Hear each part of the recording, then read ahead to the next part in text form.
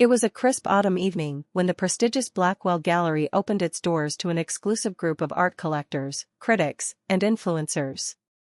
The gallery, renowned for its highbrow taste and its tendency to display only the most refined artists, was the place to be for anyone who wanted to be seen in the art world. The walls were adorned with immaculate works from famous painters, their colors and brushstrokes filling the air with a sense of sophistication. Among the invited guests was Gregory Blackwell, the gallery's proud and wealthy owner. Blackwell had built his reputation on cultivating an environment that catered to the elite. His name alone commanded attention, and he made sure that everyone knew he was the authority when it came to what was worth displaying and what wasn't. To him, art wasn't just about talent, it was about reputation, prestige, and the status of the artist's name. He prided himself on being able to spot true brilliance from miles away, but he never hesitated to belittle what he deemed unworthy. As guests sipped champagne and mingled in the dimly lit rooms, the evening was filled with the hum of conversation. Among the chatter, a particular discussion caught Gregory Blackwell's attention. A well-dressed art critic, Richard Finley, was speaking animatedly with a small group of gallery-goers about the rising stars in the art world. One name kept coming up, an artist who, despite being virtually unknown to the mainstream art world, had quietly been creating waves among those in the know. That artist, Richard said with a slight laugh, has been causing quite a stir lately. His work is raw, powerful, but still underappreciated. If only people could look beyond the surface and understand the depth behind his paintings. Gregory raised an eyebrow. "What's his name?" he asked, intrigued but also slightly dismissive. "Isaiah Walker," Richard replied, his voice filled with admiration. "He's a black artist, but his work is on a completely different level. His portraits speak volumes about identity, struggle, and resilience." Gregory let out a soft, condescending chuckle. "Isaiah Walker," he repeated, the name rolling off his tongue with a hint of mockery. "Sounds like just another starving artist trying to make a name for himself. What's so special about him?" Richard, undeterred by Gregory's dismissive tone, continued. "Well, he's been quietly gaining a following. Some even say his work will be worth millions one day." At this, Gregory's interest peaked, but it wasn't out of genuine curiosity. It was the sort of dismissive interest one might show when hearing about a so-called genius who couldn't possibly measure up to the standards of true artistry. In his world, if an artist didn't already have the financial backing, the gallery placement, and the right connections, they were as good as invisible. A few nearby guests overheard the conversation and nodded, joining in on the mockery. Gregory seized the opportunity to put on a show. He smirked and waved a hand dismissively. "Well, I can tell you right now, this Walker fellow will never make it in the real art world. I've seen his kind 100 times, attempting to make statements, sure, but no real substance. His work will fade into obscurity, just like every other so-called revolutionary artist who lacks the sophistication to back it up." A round of chuckles erupted from those around him. Gregory was known for his sharp tongue, and everyone in the gallery was used to him making sarcastic remarks about artists who didn't meet his exacting standards. His taste was impeccable, according to him, and any artist who didn't see the value in what he promoted was clearly inferior.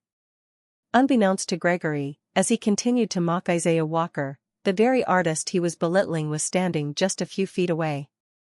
Dressed casually in a hoodie and jeans, his identity remained a mystery to most of the guests at the gallery.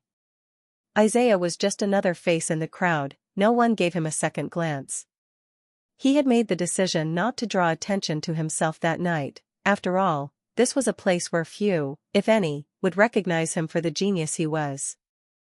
Isaiah's eyes narrowed as he listened to Gregory's derisive words. He could feel the sting of the mockery, but it was not something that would crush his spirit.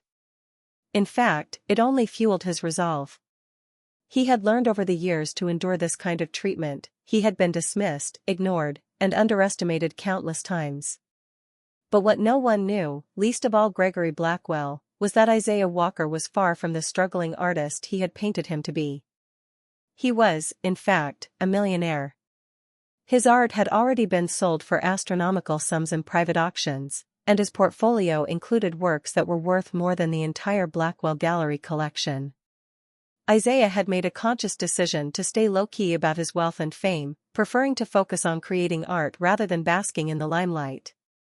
But his paintings, both powerful and deeply personal, were already on the cusp of revolutionizing the art world.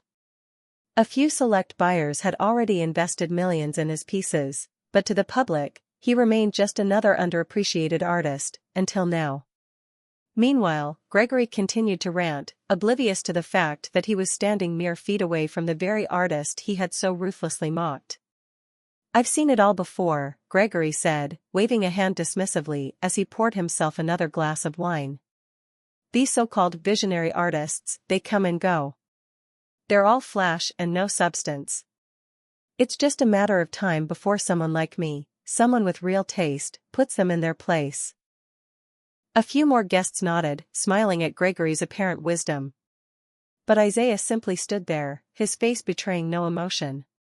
He wasn't surprised by the mockery, he had experienced it many times before. What he hadn't expected was that it would come from someone like Gregory Blackwell, a man who considered himself an authority on art and yet couldn't see the treasure standing right in front of him. For now, Isaiah remained silent, taking note of every word, every laugh, every dismissal. He wasn't angry, he didn't need to prove anything to anyone.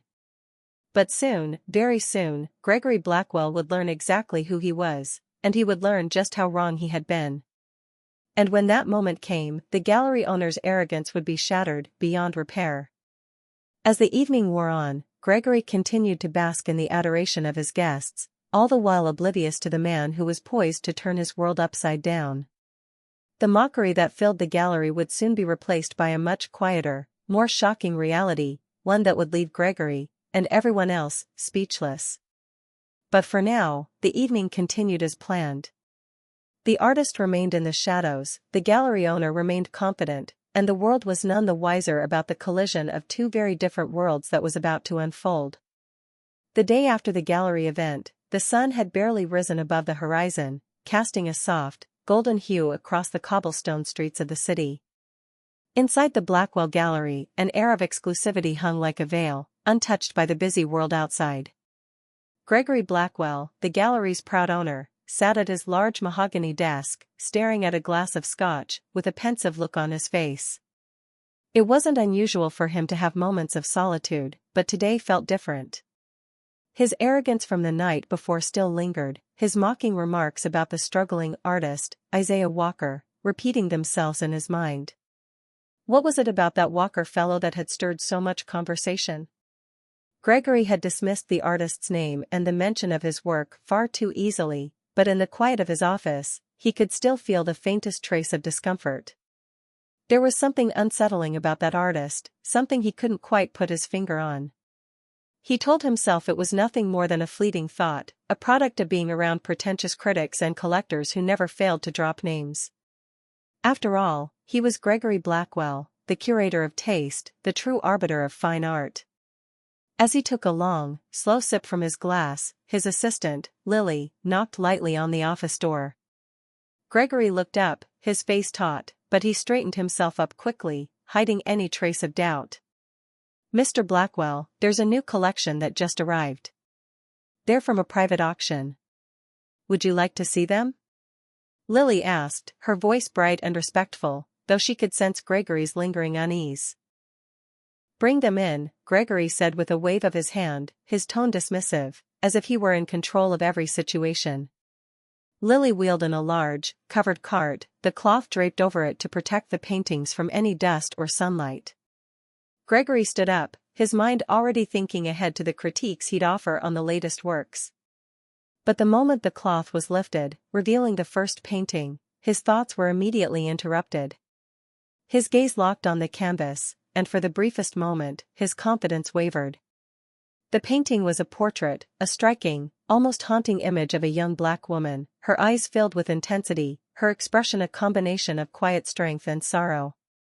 The colors were bold yet subtle, a strange mix of dark blues and deep purples that swirled across the canvas like storm clouds.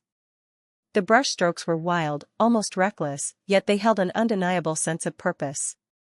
Every inch of the painting seemed to pulsate with emotion, as though the very soul of the subject had been captured in oil and pigment. Gregory narrowed his eyes, studying the piece with the cold detachment he was known for. It's a mess, he thought. There's no refinement in this work, no structure. It's far too chaotic for my gallery, too raw. He didn't care to look at the signature just yet. He was already mentally dismissing the piece. It wasn't worth the time to analyze something that didn't fit into his world of controlled elegance. But just as he prepared to launch into a tirade about the absurdity of the painting being included in the collection, his eyes fell upon the signature in the bottom corner. Isaiah Walker. Gregory froze. He blinked, then blinked again, as if the name might change in front of his eyes. No, it can't be. The last remnants of his arrogance began to slip away as his mind scrambled to reconcile the painting before him with the name he had so gleefully mocked only the night before. Isaiah Walker, the starving artist who couldn't possibly have any substance, whose work was supposedly unworthy. The same Isaiah Walker who had been the subject of his biting, dismissive remarks in front of an entire room of guests. It took a few long moments for the shock to settle in. His fingers, which had been itching to critique the painting, now felt strangely heavy. The room seemed to grow colder, the air thicker. He couldn't help but stare at the signature, as if seeing it for the first time would change everything. "Lily, where did this come from?" Gregory asked, his voice steady but laced with a hint of unease. Lily, who had been silently waiting for him to react, paused before answering. "It's from the private auction I mentioned earlier. The collection is being offered for exclusive viewing before they go to the highest bidder." Gregory didn't answer immediately. Instead, he ran a hand through his hair, trying to suppress the creeping feeling of doubt that was rapidly consuming him. How could I have been so wrong? His thoughts spiraled as he studied the painting more closely, his earlier dismissiveness now replaced by the uncomfortable realization that the work was far more sophisticated than he had initially given it credit for. The raw energy of the piece wasn't a sign of amateurism, it was intentional, deliberate. The way the colors collided and merged spoke to a depth of understanding about the human condition, about pain and perseverance, that Gregory had missed entirely in his rush to judge. "Is this truly Walker's work?" Gregory asked, his voice almost tentative, as though he were afraid to hear the answer. Lily nodded, though she hadn't been aware of the conversation the night before. "Yes, Mr. Blackwell. His pieces have been slowly circulating through the high-end art world, although not many people know who he is yet. But his works have already been sold for millions in private transactions. This painting," she gestured toward the portrait, "is expected to fetch even more." Gregory's mind reeled. The arrogance that had once fueled his dismissal of Walker's art now seemed like an anchor, pulling him deeper into an ocean of embarrassment. He could almost hear the echoes of his own voice from the night before, the mocking tone, the laughter of his guests as he belittled a man whose work was, in reality, poised to change the course of art history. What have I done? He glanced back at the painting, feeling the weight of his earlier words pressing on him. How many other masterpieces had he dismissed in his lifetime because they didn't meet his narrow expectations? How many brilliant artists had he scoffed at, believing that only those with the right connections and financial backing deserved a place in his gallery? Gregory Blackwell's ego, which had always been his strongest suit, began to fracture, piece by piece. The painting in front of him was more than just a work of art, it was a mirror, reflecting back the flaws in his judgment and his assumptions about what constituted true art. He turned to Lily, his face now a mixture of disbelief and quiet humiliation. "I've made a grave mistake," he muttered under his breath, though the words barely left his lips before he spoke again, louder this time.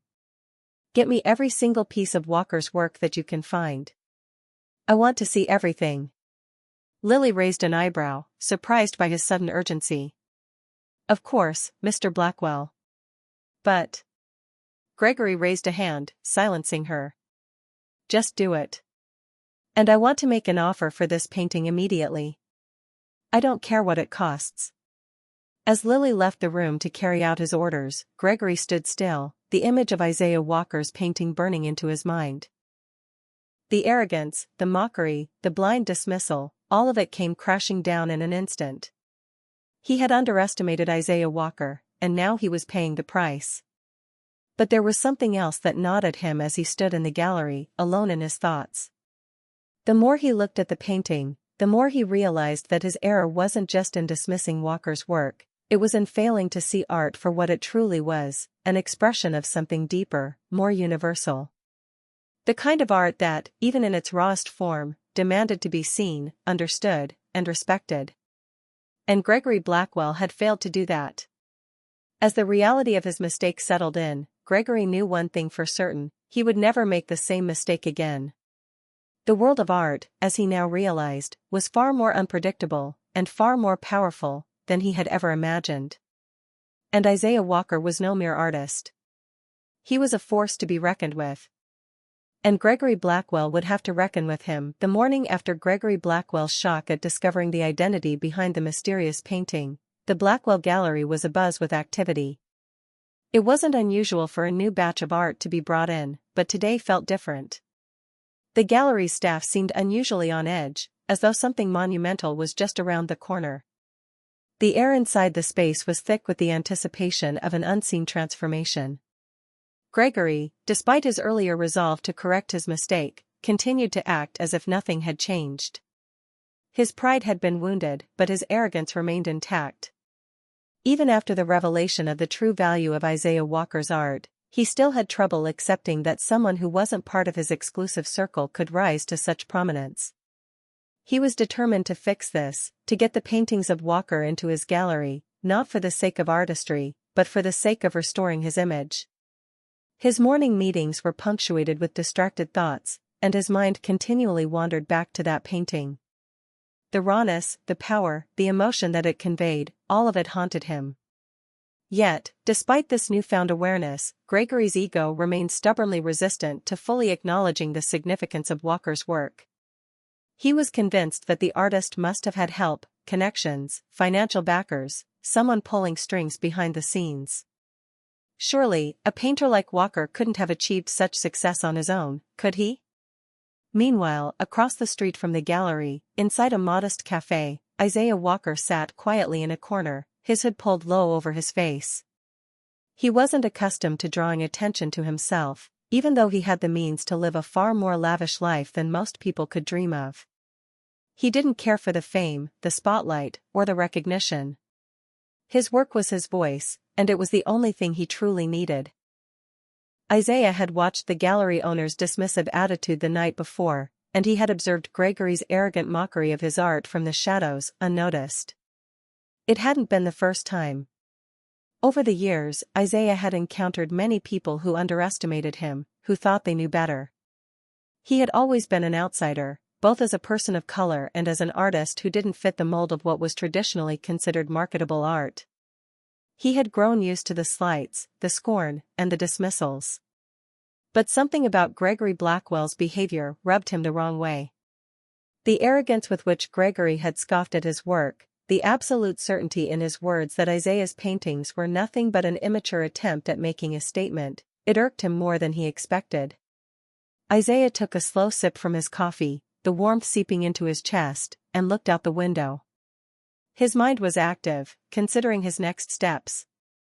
He had already made up his mind about one thing: he wasn't going to allow Blackwell to profit off his work without understanding its true value. He wasn't just going to be a commodity to be bought and sold for some rich man's whims. The time had come for him to take control of his own narrative, to show people like Gregory that true art couldn't be owned or exploited by the powerful elite. Isaiah had worked hard for everything he had, sacrificed, struggled, and persevered to get to this point. His art wasn't just about selling a painting. It was about making a statement. And now, he realized that it was also about showing people like Gregory Blackwell just how wrong they had been about him and his work. As the morning wore on, Gregory continued his usual routine at the gallery, unaware of the artist who was quietly studying him from across the street. Isaiah had no desire to make himself known, at least, not yet. He wasn't ready to reveal himself in front of someone who clearly had no respect for him or his art. But Isaiah also knew that the time for silence was quickly coming to an end. Back in the gallery, Gregory had become increasingly agitated as the day dragged on. He still couldn't shake the image of Walker's painting from his mind. The more he stared at the canvas, the more it felt like a challenge, like a defiance of everything he thought he understood about the world of art. He couldn't shake the feeling that he had missed something. What had he overlooked? How could he have been so blind to the artist's brilliance? Still, Gregory's pride refused to fully acknowledge Walker's genius. He pushed the thoughts aside, refusing to admit he was wrong, even though part of him, deep down, knew he was. It was easier to keep his defenses up, to hold on to the image of the perfect, refined artist, the one who fit into his narrow worldview. But something about Isaiah's work gnawed at him, and the discomfort only grew. It was at this moment, as Gregory's frustration began to mount, that he noticed a figure enter the gallery. The man was dressed casually, almost inconspicuously, with a hoodie pulled over his head and sunglasses hiding most of his features. He looked out of place, too relaxed for the polished space of the gallery, yet there was something undeniably compelling about his presence. Gregory didn't think much of it at first, but he watched as the figure slowly made his way through the gallery, stopping in front of the paintings. He didn't say a word, didn't ask for attention. He simply stood there, his gaze fixed on the very painting that had so troubled Gregory, Isaiah Walker's piece. The gallery owner's interest was piqued, but his pride held him back. What's this? Another unremarkable visitor, hoping to see some of the latest artistic trends? Gregory thought, his lips curling slightly into a sneer. But as the figure continued to examine the work, Gregory couldn't shake the odd sense that something was about to shift. The figure seemed almost too familiar with the work, too immersed in it. There was a quiet intensity in the way he studied the painting, a deep understanding that struck Gregory as uncanny. He noticed the slight nod the man gave to the portrait, almost as though he were acknowledging an old friend. The tension in the room thickened. Gregory couldn't take it anymore. His arrogance flared, and he walked over to the stranger, clearing his throat loudly, to announce his presence. "Can I help you with something?" Gregory asked, his voice dripping with forced politeness, though his annoyance was evident. The figure turned slowly, revealing his face for the first time. Gregory's eyes widened, his mouth drying instantly. It was Isaiah Walker. The man who had stood in front of him the night before, the one whose art he had so easily mocked, was now standing in his gallery.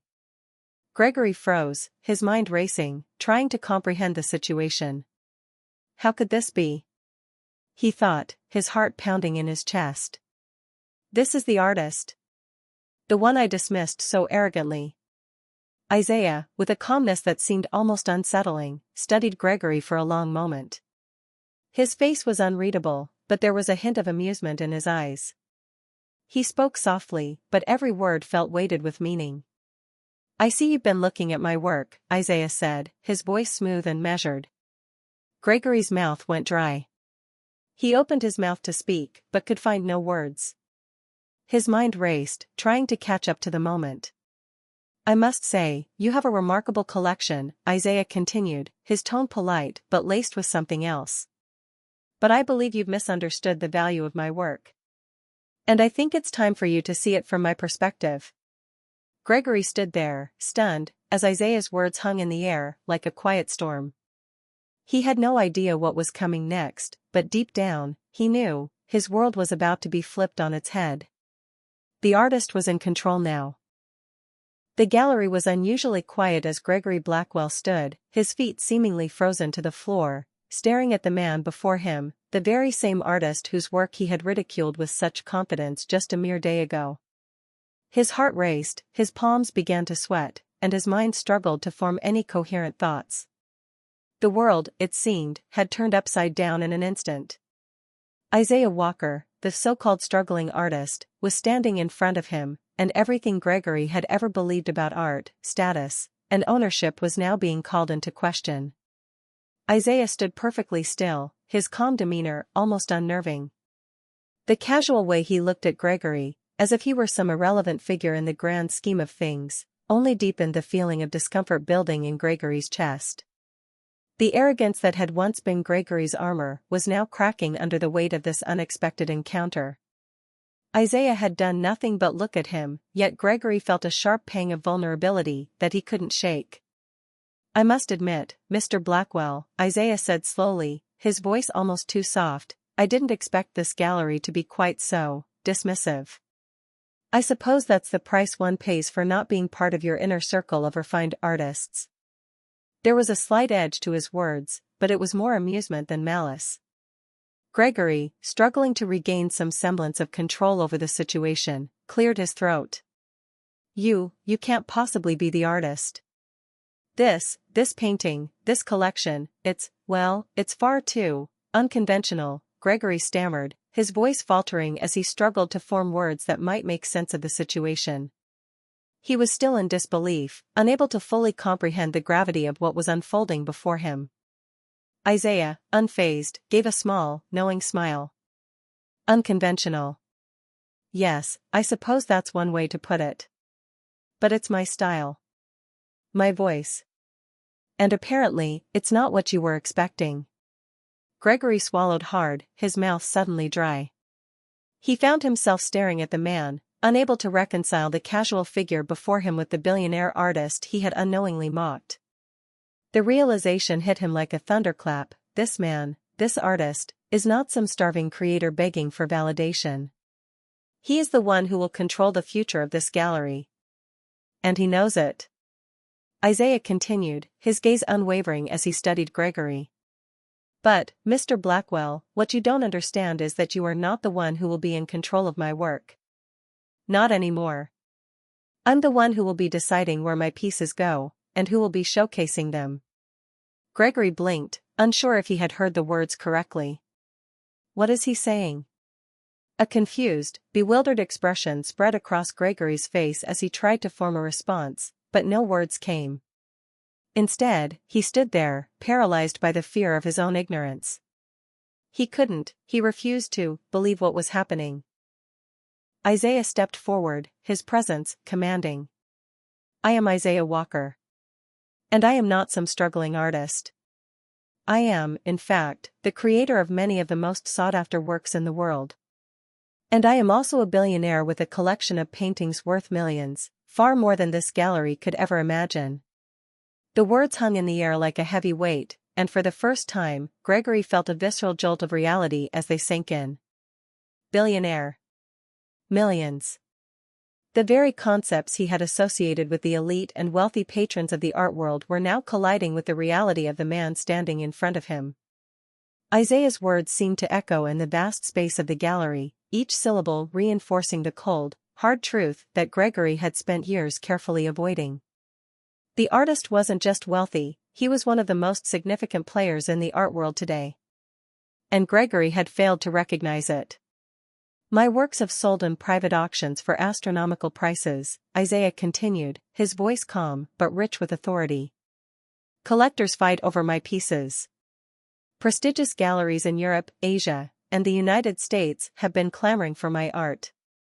And yet, somehow, you manage to dismiss it as unworthy." Isaiah's eyes locked with Gregory's, his gaze sharp and unwavering. "You see, I'm no longer the one begging to be recognized. In fact, I've reached a point where I've outgrown the need for your approval. I've become a buyer, not a seller. And that, Mr. Blackwell, is where your world begins to shift." Gregory's heart pounded in his chest. He opened his mouth to speak, but no words came. "Buyer?" The words reverberated in his head. "He's a buyer?" It was as if the ground had been yanked out from under him. He had always been the one in control, he had curated the careers of so many artists, wielding his influence to elevate or dismiss them as he saw fit. But now, here was Isaiah Walker, the artist he had mocked and belittled, casually flipping the power dynamic with a simple statement. "Mr. Blackwell," Isaiah said, his voice now laced with an air of finality, "I'm here today because I want to teach you something. You've built your empire by dictating what's worthy of display. You've made a career off selling art to the highest bidder, thinking that you can control the narrative. But you've failed to understand something fundamental about art: it isn't something you can control. It's something you either respect or lose. I'm here to make sure you learn that lesson. Gregory's hands were trembling now. He fought to maintain his composure, to hold on to the semblance of power he thought he still had. But inside, he was reeling. His mind struggled to keep pace with the revelations bombarding him. A billionaire artist. A buyer. And I. Isaiah leaned in slightly, lowering his voice just enough for Gregory to hear every word clearly. I'm about to change the game for you, Mr. Blackwell. This gallery? It won't be showcasing my work. Not anymore. My pieces will now be shown in the world's most prestigious spaces, where people with true taste and understanding will appreciate them. But you, Mr. Blackwell, will no longer have a seat at the table. Your gallery, your world, is about to become obsolete. Gregory's face went pale as the full scope of Isaiah's words sank in. The truth was undeniable. He had mocked the very person who now held the power to dictate the future of art galleries worldwide. A billionaire, an artist with millions to his name, had just told him, in no uncertain terms, that his influence was over. The art world would no longer cater to Gregory Blackwell's whims. Instead, the artist would decide where and how his work would be shown, with or without his involvement. A wave of cold sweat washed over Gregory as he realized that Isaiah wasn't just any artist, he was an icon in the making. And now, he had control over where his works would go, who would showcase them, and how they would be valued. Gregory had lived in his bubble of superiority for too long, and now the very foundation of his power was being ripped apart by the truth. Isaiah straightened up, taking a slow, deliberate step back from Gregory. He looked around the gallery, his gaze sweeping over the walls he had once considered his domain. You've got a lovely space here, Mr. Blackwell, Isaiah said quietly. But I think it's time to start thinking about a new chapter in your life. One where you stop playing the role of gatekeeper. You're no longer needed. The finality of Isaiah's words struck Gregory like a thunderbolt. He stood motionless, his hands clenched into fists at his sides, unable to react. The weight of everything Isaiah had just said settled like a heavy shroud over him. He wanted to speak, to deny it all, but nothing came out. He was speechless. His own arrogance, his own judgments had led him to this moment, where he was nothing more than a spectator to a new reality. Isaiah Walker had taken control. He had become the one who would shape the future of art. And Gregory Blackwell, once the king of the art world, had been reduced to a footnote in a much larger, much more powerful story. With one final glance at the stunned gallery owner, Isaiah turned on his heel and walked out of the gallery, leaving behind a world of shattered illusions and a man who would never look at art the same way again. And Gregory Blackwell, once the gatekeeper of taste and status, was left to face the reality of his actions. His empire was crumbling, and there was nothing he could do to stop it. The weeks following the shocking confrontation in the gallery passed in a blur for Gregory Blackwell. The events of that day replayed in his mind with such regularity that he began to wonder if he had somehow imagined the entire encounter. But no, the evidence was inescapable. Isaiah Walker, the very artist he had mocked, had turned the tables on him in the most humiliating way possible. And now, his world, the one he had carefully constructed with arrogance, pride, and authority, was crumbling in ways he had never anticipated. Gregory spent the days after Isaiah's departure stewing in his office, the same one that once felt like a sanctuary of power and control. The walls, lined with pieces from the world's most exclusive artists, now felt suffocating. The quiet hum of his computer, the ticking of the clock on the wall, the faint rustling of the papers on his desk, it all seemed to mock him. Nothing was the same anymore. But it wasn't just the gallery he feared losing, it was his reputation. His career. The respect he had worked so tirelessly to build. His name, once synonymous with success in the art world, was now tarnished by his own arrogance.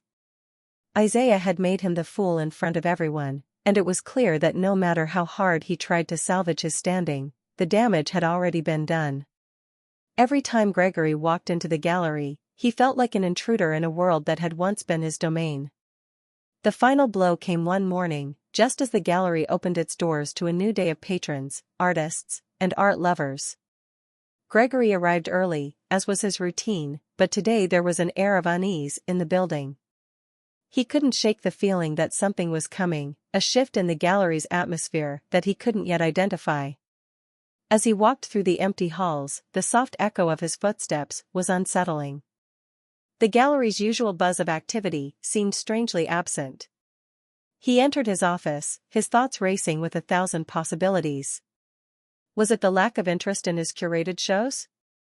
Was his gallery's reputation deteriorating faster than he had anticipated? He slumped into his chair, staring at the dark wood of his desk, his hands rubbing his temples as he tried to make sense of it all. And then, without warning, the door to his office swung open. Standing in the doorway, with an almost predatory calm, was Isaiah Walker. Gregory froze. His stomach dropped. He had been expecting this moment, though not in this way. The artist who had shattered his world was standing before him once again, but this time, something was different. Isaiah wasn't here to taunt him or deliver some final blow of humiliation. No, this time Isaiah's presence was deliberate, calculated.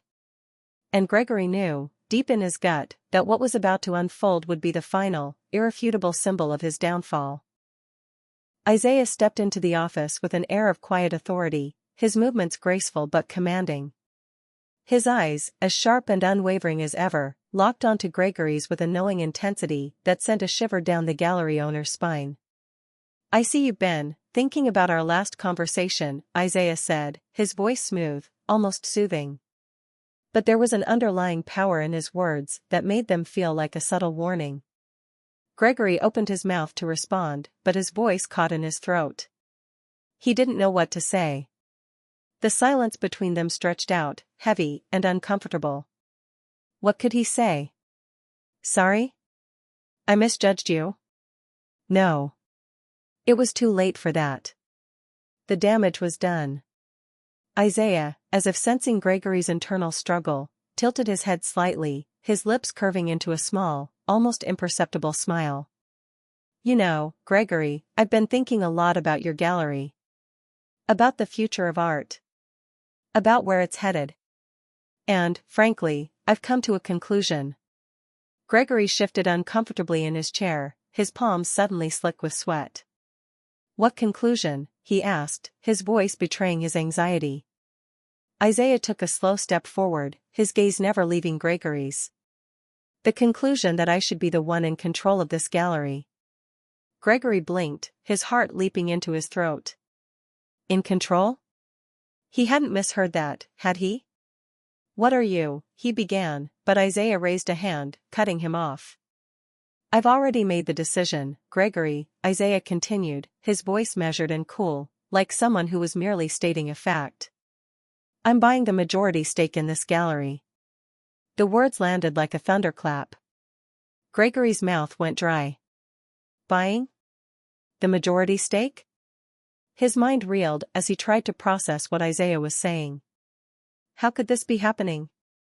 How had it escalated to this point so quickly? You can't be serious," Gregory stammered, standing up suddenly, his voice rising with a mixture of shock and disbelief. "This is my gallery. I built this. You're just an artist. You can't take." Isaiah raised an eyebrow, his expression one of quiet amusement. "I'm afraid it's too late to change your mind, Gregory. The deal's already been finalized." Gregory's blood ran cold as Isaiah produced a neatly folded document from his jacket pocket. With a deliberate slowness, he slid it across the desk toward Gregory. "This is the official paperwork. I've already signed the contracts. My team has taken care of everything." Gregory's hands trembled as he reached for the document, his fingers brushing the paper like it was some foreign object, something he no longer recognized. His eyes darted over the words, the numbers, the terms, and everything he read confirmed what Isaiah had just said. Majority stake. Ownership. Effective immediately. His throat constricted as he looked back up at Isaiah, unable to believe the evidence in front of him. You can't do this," Gregory choked out, but his voice lacked conviction. Gregory stumbled backward, his mind unable to process the turn of events. How had this happened so quickly? How had he been outmaneuvered? The realization hit him with a cold, bitter clarity. Isaiah had played him, used his own arrogance and pride against him. Every decision Gregory had made, every slight, every mocking comment had set the stage for this moment. Isaiah had known, even when he first walked into this gallery, that this would be the outcome. He had always been in control. He had always been the one pulling the strings. And Gregory had never even seen it coming. Isaiah stood there, watching Gregory's collapse, with a quiet, almost serene satisfaction. He wasn't gloating. He wasn't taunting. There was no need. His victory was complete, and there was nothing more to say. "You may leave now, Gregory," Isaiah said, his tone polite but firm. "I'll have my team take care of the details from here on out. You're free to go." Gregory, still reeling, opened his mouth to protest, but the words didn't come. What could he say? He was out of options. This wasn't just a business transaction, it was a total defeat.